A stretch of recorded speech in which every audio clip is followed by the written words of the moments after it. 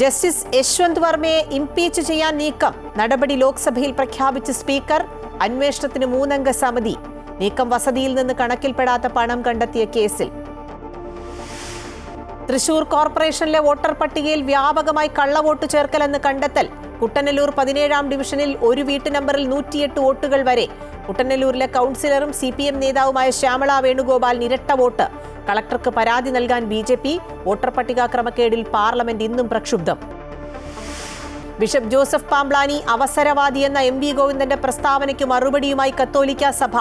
വീണ്ടും വിചാരമില്ലാത്ത പരാമർശമെന്നും തിരുത്തണോ എന്ന് ഗോവിന്ദൻ തീരുമാനിക്കട്ടെ എന്നും ഫാദർ ഫിലിപ്പ് കവിയിൽ. മോചനത്തിനിടപെട്ട അമിത്ഷായ്ക്ക് നന്ദി പറഞ്ഞതിൽ തെറ്റില്ലെന്നും സഭ. നിവിൻ പോളിക്ക് ആശ്വാസം. നിവിനും എബ്രിഡ് വഞ്ചനാ കേസ് സ്റ്റേ ചെയ്ത് ഹൈക്കോടതി. നടപടി ആക്ഷൻ ഹീറോ ബിജു 2 സിനിമയുടെ പേരിൽ 2 കോടി രൂപ തട്ടിയെന്ന പരാതിയിൽ. കോതമംഗലത്തെ സോന എൽദോസിന്റെ ആത്മഹത്യാ കേസ് അന്വേഷിക്കാൻ പ്രത്യേക സംഘം. 10-അംഗ സംഘത്തെ മൂവാറ്റുപുഴ DYSP നയിക്കും. പ്രതി റമീസിനെ കസ്റ്റഡിയിൽ വാങ്ങും. ബന്ധുക്കളുടെ വിശദ മൊഴിയെടുത്ത ശേഷം കൂട്ടുപ്രതിയാക്കുന്നതിൽ തീരുമാനം.